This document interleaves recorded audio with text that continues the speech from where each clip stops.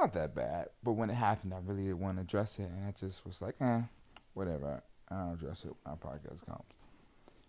Between me saying and what it is I said hip hop is in a terrible place, and this comment came from a interview that I did with Tierra Whack for Rolling Stones, and I said hip hop is in a terrible place, and it took the internet in a frenzy, right? And this is the crazy thing. Numbers.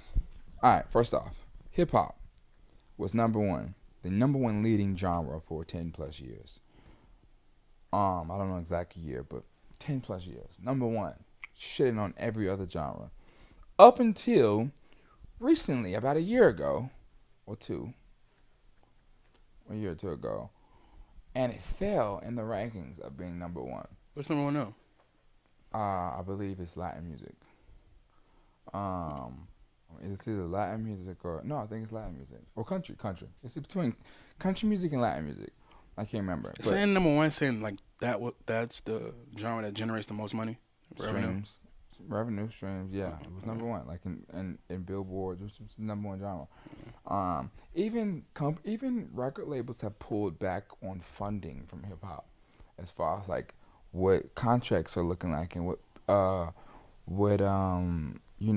budgets are being put into rapper artists, hip hop artists. It's just all been scaled back on funding. It's facts. You know what I'm saying? Like the facts is that people aren't supporting hip hop like they once did. You know what I'm saying? Because it's a decline in the content. Now, I think something that I thought was funny was people be like, oh, like what happened is I dropped a snippet for Give Me the Light after that. And then people was like, oh, but isn't he the one that said that hip hop is in a terrible place or that I think I said everything sounds the same or some shit like that, whatever. And people's like, oh, here's the guy that said that. He was like the guy that made Poland, because how can you say that you made Poland? But it's like, bro, you've never heard a rap song like Poland, bro. Like, there's no song that sounds like Poland, ever. When Poland first came out, it was like, what the fuck is this? You know what I'm saying? I think people just go emotional first. That, and I know that the people that even read blogs and sit are the people who are on a certain side of hip-hop. You know, all these kids, they're not sitting on, like, fucking Nah Right and fucking Two Dope Boys like, oh man, hip hop's in a terrible place. What the fuck? You know what I'm saying? Like it's fucking these old folks. So their mindset is thinking like I hop da da da da. You know what I'm saying? They favorite, they got Nas's greatest hits on standby as soon as they get in a car. So these type of fans, when you say some shit like hip hop is in a terrible place, they thinking I'm talking about from like, oh yeah, you're right.